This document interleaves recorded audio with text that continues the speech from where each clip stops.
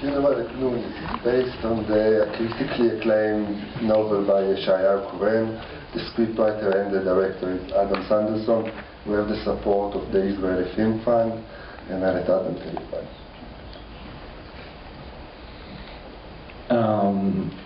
First, I must confess that I'm under the influence. A few years ago, a good friend put a book in my hand and said this is the greatest Israeli novel ever written.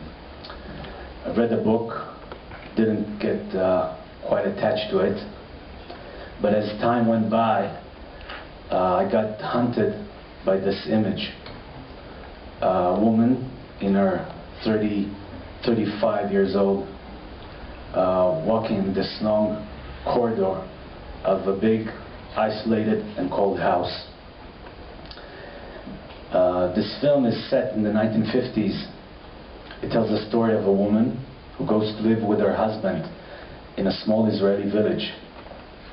The husband is a mechanic in the village garage, and the woman finds nothing but solitude and a pile of housework. She develops this curious bonding with the neighbor's son, a 10-year-old kid. Together they take those long walks through an orchard into an abandoned Arab village, which is now being used as a ground for military army, Israeli army.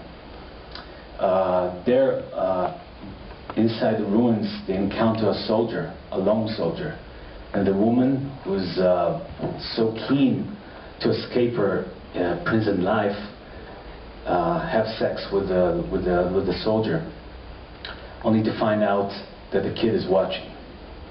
And when she gets back to her own village, she finds out that the kid has vanished, and there's big searching for him all over the place. Afraid of the consequences, she decides to put that secret inside and not tell her husband, who might find out about the soldier and the kid when he joins the searchers. The kid is found dead, and the husband finds out about her own infidelity, and he decides to put that story aside and to take her back, thinking that he prefers to have a broken gift than no gift at all. The woman stays with him in that small house, in that small village, only with a burning hole inside of her. This film deals with the dilemma between stepping into a community, society, being part of a whole, and losing part of yourself by doing that, and on the other hand, being true to yourself and your own individual, but staying lonely as well. This is a very intimate and subtle and enigmatic film, but I have lots of influence from Polanski's Repulsion, which deals with the same psychic as this one. Thank you. Thank you.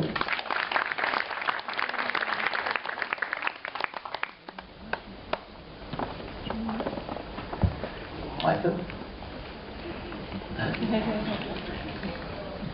That's what I'm here for. Can you tell me a little bit why it is set in the 50s? Well, the 50s is a very good place to tell a story of a person standing in front of a group, because this is a beginning of the Israeli country. There's like a very strong community in its start. People are like going to the same hairdresser, hearing the same music, some of them buying the same clothes everywhere, and this is the perfect place for Hagar, who is a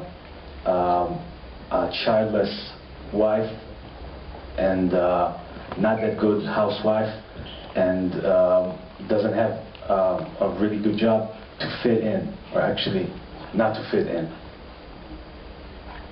Okay, that's a good answer. Thank you very much.